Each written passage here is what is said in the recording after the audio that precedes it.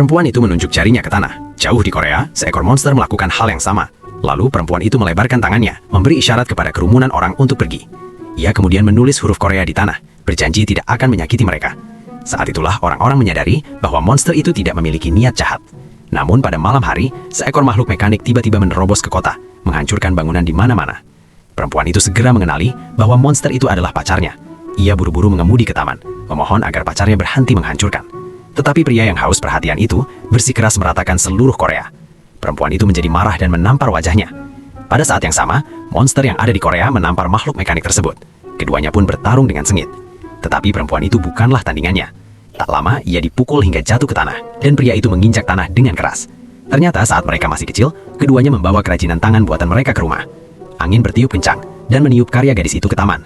Anak laki-laki itu segera mengikutinya.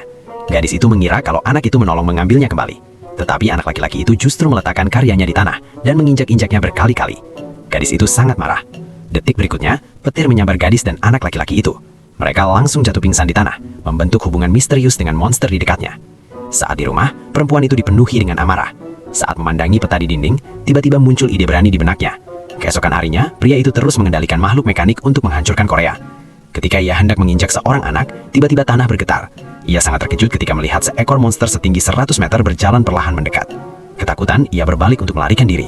Tetapi perempuan itu tidak membiarkannya pergi begitu saja. Ia segera mengendalikan monster itu, menangkap pria tersebut dengan tangannya, dan mengangkatnya tinggi ke udara. Ternyata ia tahu tidak bisa mengalahkannya secara langsung. Maka ia terbang ke Korea, memindahkan monster itu semalam ke Amerika.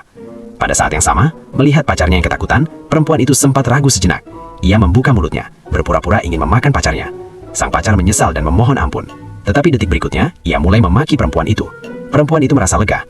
Lalu di hadapan mata kerumunan yang ketakutan, ia mengayunkan tangannya, melempar pria itu sangat jauh. Makhluk mekanik itu ikut terbang bersamanya ke kejauhan. Melihat hal itu, rakyat Korea bersorak di jalanan. Perempuan itu akhirnya mengalahkan pacarnya. Kalau kamu, apa yang akan kamu lakukan jika punya kekuatan ini?